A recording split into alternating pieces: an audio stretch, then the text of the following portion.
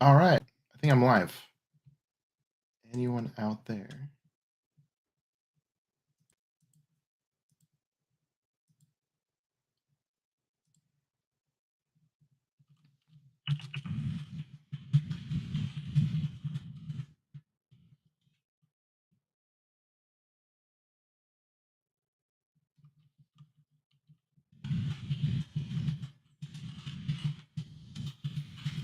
All right. Let's answer some questions.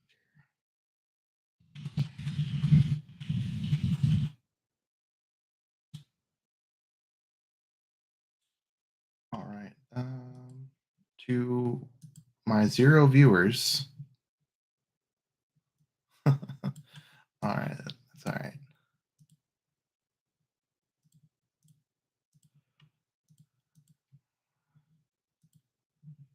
All right.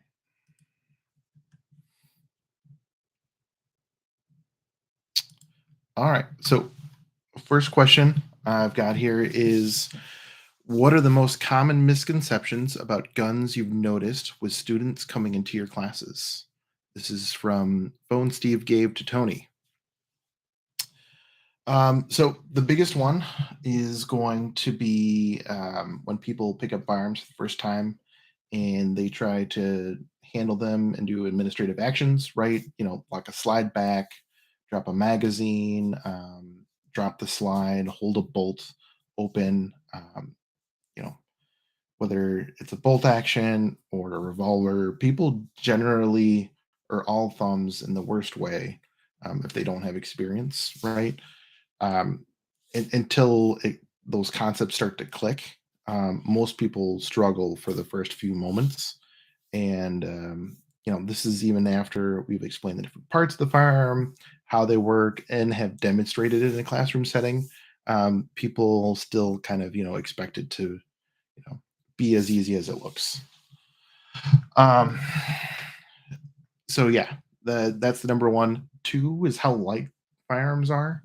Most of the firearms I have in the classroom, have a lot of plastic. Modern sporting rifles, plastic framed handguns. People expect firearms to be, super heavy.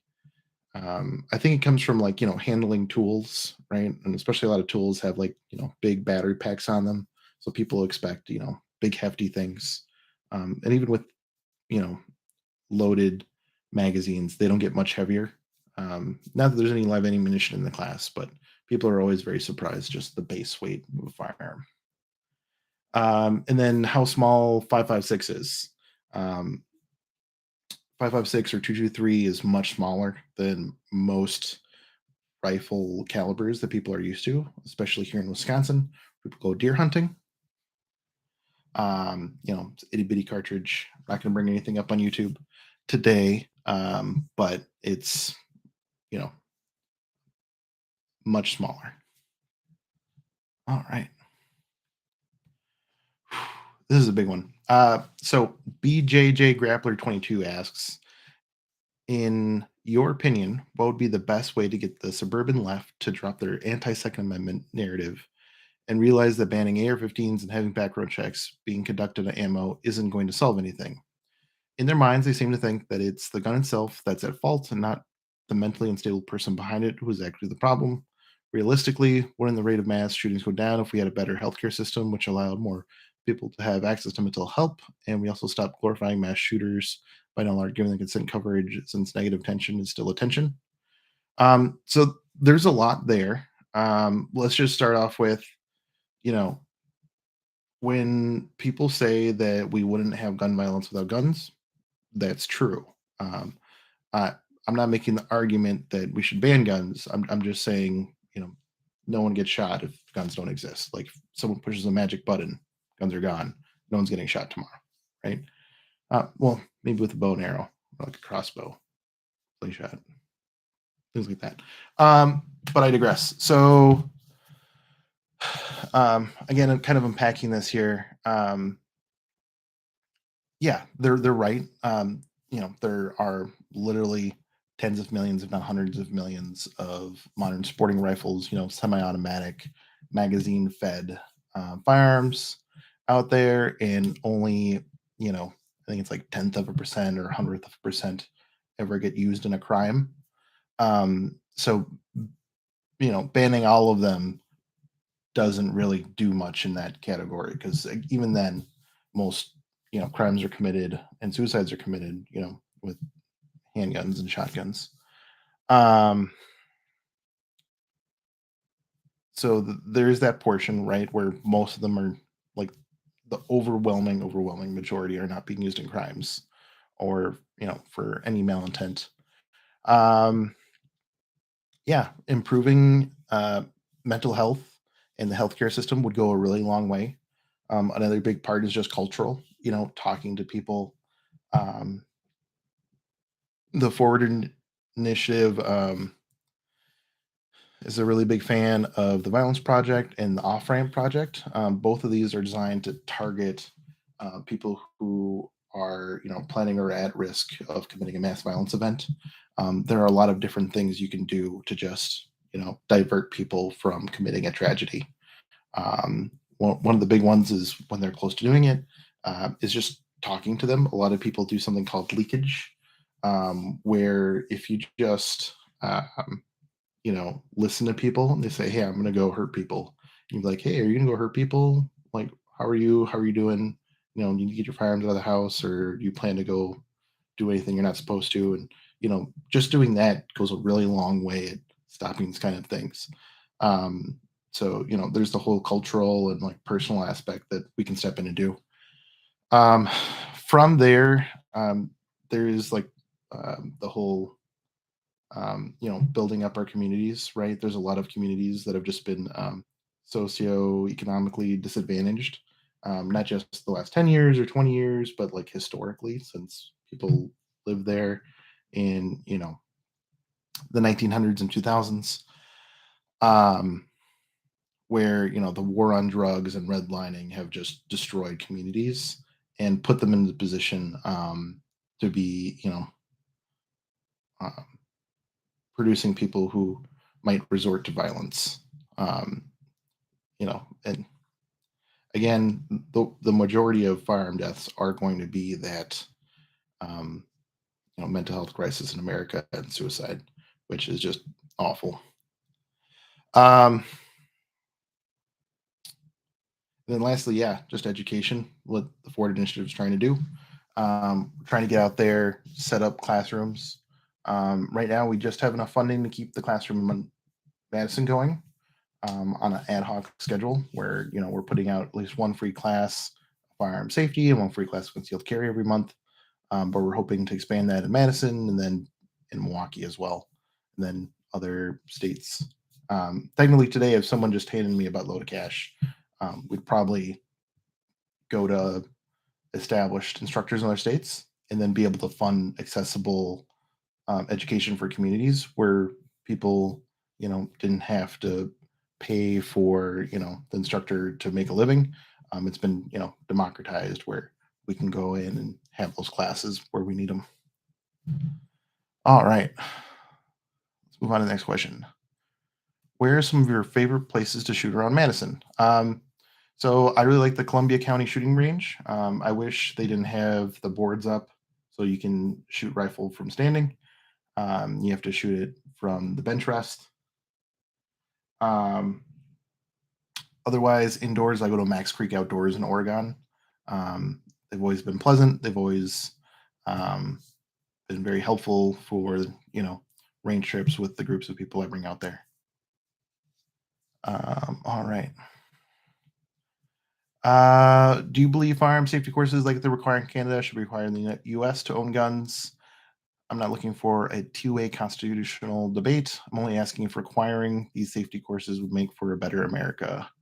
And that's Big Cactus, or sorry, Big Ed Cactus Head. So here's the thing.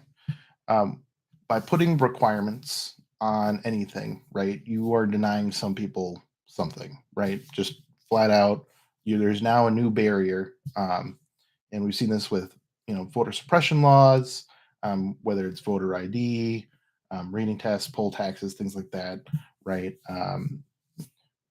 Adding any kind of fee or time requirement limits people's access to the rights.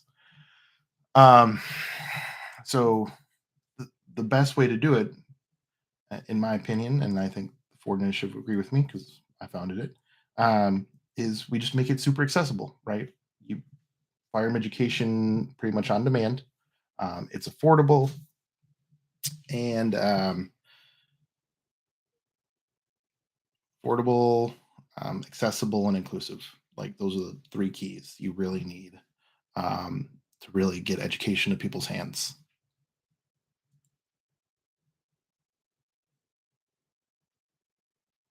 All right, next question here. All right.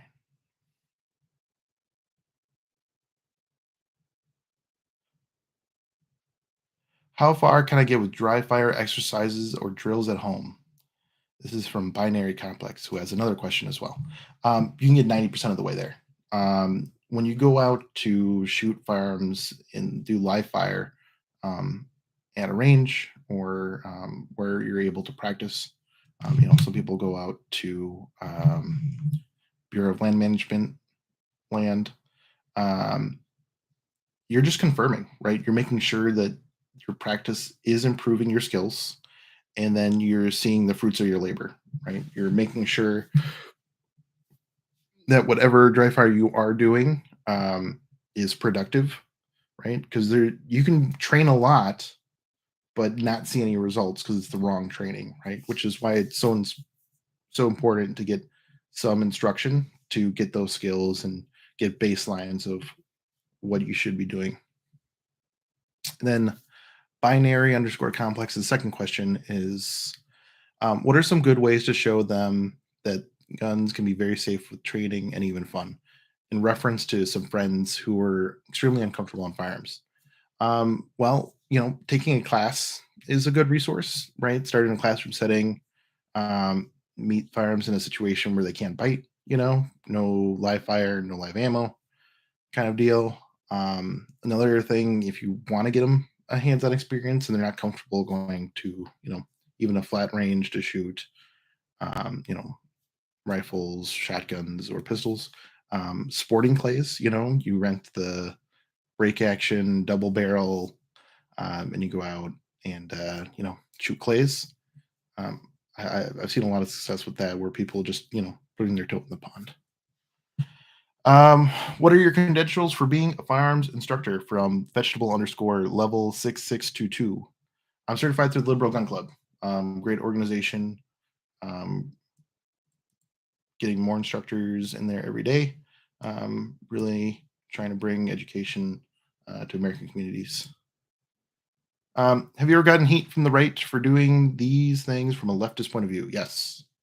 Some people think that firearm education should be expensive. That way, people who can't afford it can have it. And then they go after all sorts of groups. Certain races, genders, sexuality shouldn't get it, which I don't agree with. Which is why I started the Ford Initiative. All right. Ford from Guildford said, as someone who leans left, how do you reconcile the fact that as gun owners, we can't help but put money into the hands of people whose ideologies and behaviors we find oppressive and harmful? So I kind of read this both ways when I answered this originally.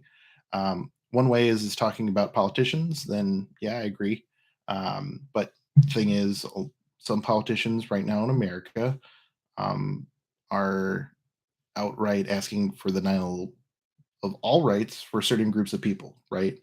Like if the choice is, voting for a candidate that's further to the left, and being in danger of losing Second Amendment rights versus losing all of your rights by voting for someone on the right, or I want to say right, but the conservative side of politics, then yes. Kind of think liberal and conservative kind of lost their meaning in America. But, if you're in danger of losing all of your rights in America, you're going to vote for the candidate that's going to protect more rights. So hey, I've got a viewer. Thank you for joining. If you got any question, Feel free to ask. I'm going through the Reddit thread. See if it let me post in the chat. It did. I should have posted that immediately. Wouldn't let me put in the description. All right. Um, all right. Shout out to Milwaukee. All right. So I was just going over, um, you know, oh, the capitalism side of things. So a lot of companies donate to, I'm gonna say conservative politicians. I don't think that definition really fits it, but that's kind of the way it goes. As far as the language we use to describe politicians in America, um, yeah, same thing, right? You're voting for someone that's going to either support or maintain most of your rights versus someone who wants to take away all your rights if you're in a certain group. So um, that's kind of how you can grok it or understand it as someone that's liberal or on the left, and you vote for a blue tie versus the red tie, or for a business that's going to donate to red ties. All right, that makes any sense. What challenges to 922 would you like to see with the current court opening things up to this new historical basis test under Bruin? This is from Obra, Obrubra, no, sorry, Obruba on Reddit. So my answer is 922 Section B, Section 4. So this is what governs NFA items. So smaller firearms um, are such a great tool for people that are smaller or have physical limitations or injuries. You know, a 16-inch rifle is a lot smaller than an 18-inch rifle or 20-inch rifle, but it's still that long, right? Someone's 5 foot, 5 foot two. That's still a lot of rifle for someone of a shorter stature. Something that's like 14 to 12 inches or even 10 inches is going to be a lot more comfortable. Yeah, comment section is chiming in on the previous question that companies are going to support whoever increased the shareholders' dividends, and yeah, that's how it works in America. If the company isn't doing their dangdest to raise the price of stocks or dividend, or how much dividends are being produced, they're not doing their job right, so they're encouraged. All right. Next, from Profit of Profit. As a firearm instructor, how did you get your certifications without funding the NRA? I went through Liberal Gun Club. There's also other organizations like USCCA, but I went through Liberal Gun Club. It's allowed me to teach concealed carry weapon licensing here in Wisconsin. So I've been to meet all of my goals of teach basic firearm education, give people all the tools they need around firearms, as well as get people certified for the only firearms license here in Wisconsin. All right, what else do we got here? Okay. X Atlas 5 asks, being a liberal inclusive firearms instructor, what would you say is the primary motivator for people taking your classes? Overwhelmingly, it's people who have purchased a firearm and are now getting instruction. Back when I started to help people, a lot of people had owned firearms for quite a while. I think it's kind of rubber banded a little bit. Um, Last year, people had firearms, 2 or 3, 4, 5, 6, 7 years. But more recently, the people have bought their firearms in the last, 6 months to a year. So, overwhelming people who already own firearms and didn't have the opportunity to get education, which is why it's so important to make it more accessible and inclusive. Um, all right. This is probably the big one. The rest of the thread. Audubon asks, what kind of training did you do to become an instructor? At what point did you feel comfortable saying, yes, I'm experienced / good enough to teach others how to handle firearms / shoot? How would you go about getting more left of center folks trained to become instructors and teach others? So with this, don't get put off if you want to become an instructor, right? It just takes motivation. But for me personally, like I had thousands of hours around firearms and talking about firearms and in firearm culture. And then I started to help people go out to the range formally. And when I couldn't find anyone to, help people with advanced classes, um, I decided to take that on myself to start my journey as an instructor. So, I had that large body of knowledge going into it. Like, I'm not an encyclopedia. I can't identify roll pins of every kind of firearm. By looking at a firearm, I can't tell you what year it was made generally, but I knew enough about enough firearms that to start developing the skills it takes to teach a class wasn't a huge jump for me. So I started, taking friends out. Um, Started working in the LGC. Got my material through the LGC to start learning, and then I just spent hundreds of hours with it. I spent a lot of time just talking to myself, teaching the class to nobody, talking to the cat. Um, and then I started teaching friends and family. And then once I was, supremely confident, between all my background, all the informal training I've done, teaching, doing my teach backs, then I felt comfortable to get that certification, and I was off to the races, teaching every month. Um, but here's the thing: instruction, as far as on the left, is way better than it was when I first started.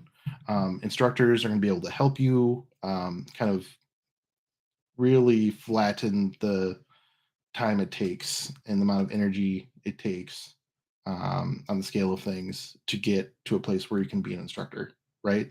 We've got enough experience that we can distill it down and get you there faster.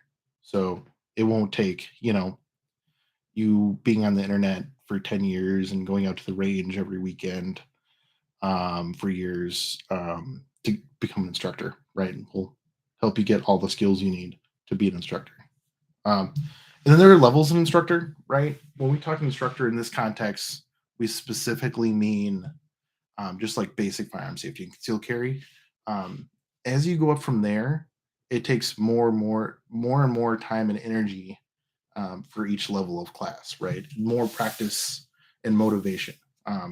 It's one thing to teach people the very basics. It's a completely different one to start to teach people, defensive firearm use concepts, home defense concepts, things like that. So, that's another step up from, basic firearm education and concealed carry. But I'm working on that. Went into instructor development in Vegas this year through the Liberal Gun Club, um, doing teach backs. I'm hoping to start teaching more defensive classes here in the near future. Um, Another good thing I'd recommend to people, join Operation Blazing Sword. You're not a certified instructor, but as an OBS instructor, you go out there, you help people go out to the range the first time when they need it. Past that, recommend joining the Liberal Gun Club. Certification process through there. I'll personally help you out. A lot of great resources in the LGC, and then the Ford Initiative, the not for profit I founded. Um, the idea is to get funding to firearms instructors to have accessible education available to their community. So kind of democratize the funding for that, not expect, people to cough up 50, 60, $100 just for a couple hours of instruction that should be available to them in America with the amount of guns we have. All right. So Independent Mix 5796 says, one second. Chad asks more information about Operation Blazing Sword. So Operation Blazing Sword was originally an offshoot of Pink Pistols, but now it is the parent organization. That's just how it worked out, legally speaking. So Operation Blazing Sword is a directory of instructors in America where people can just reach out and get taken to the range. Right? You say, "Hey, Operation Blazing Sword instructor, I have a soccer. I'm, concerned, or I'm going to buy a firearm. Can you take me out and teach me the basics?" And Operation Blazing Sword gets you in contact with somebody that can take you out to the range, ideally sooner than later, so you can get that experience. It's not formal training for people who need it. That's kind of a step up, but OBS is there to fill that like very urgent, necessary need of, I have zero gun knowledge. Please get something in my hands.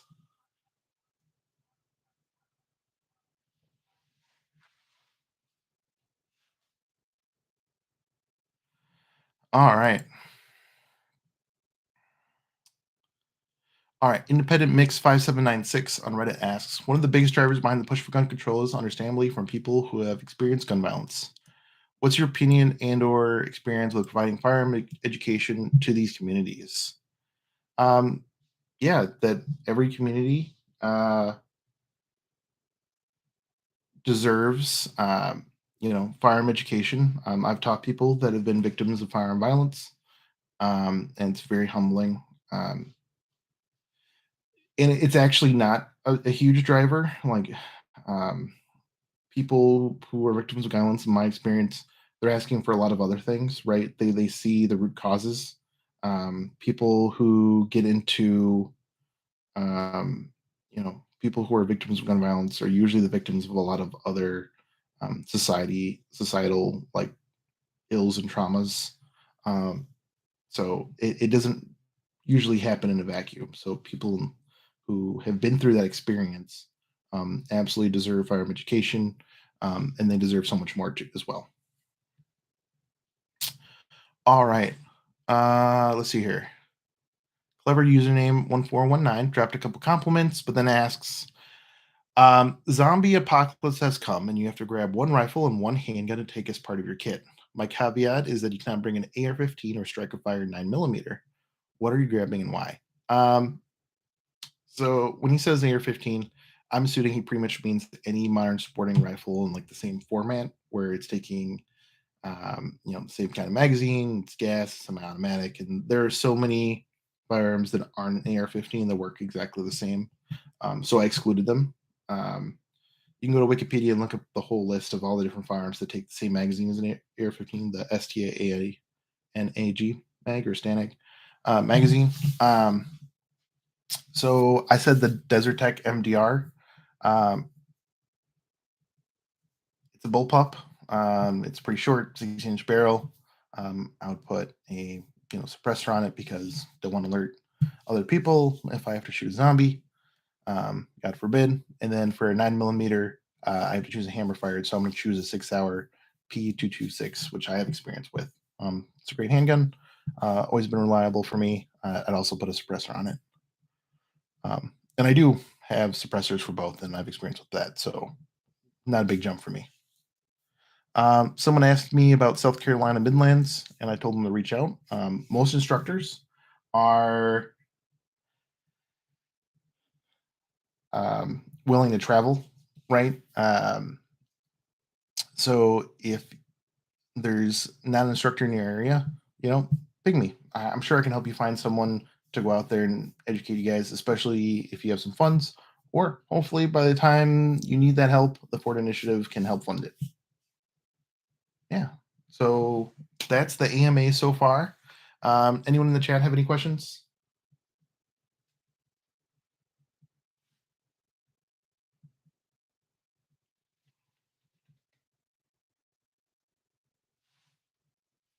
All right. Well, I'm going to wrap it up here, just under 30 minutes. Thank you, everyone, for your time. I'm going to be linking this back to the Reddit AMA, and I'll give timestamps and some chapters in here. It was my first YouTube live. I'm not much of a content creator. I struggle to make any kind of post to social media, but I hope this is useful, and I hope everyone has a great rest of their evening. And if you're out there watching this, I hope you can get the education you need. And if you can't, let me know. I'll try and help you out. And if you want to be an instructor, same. All right. Thank you, everybody. And thank you, chat.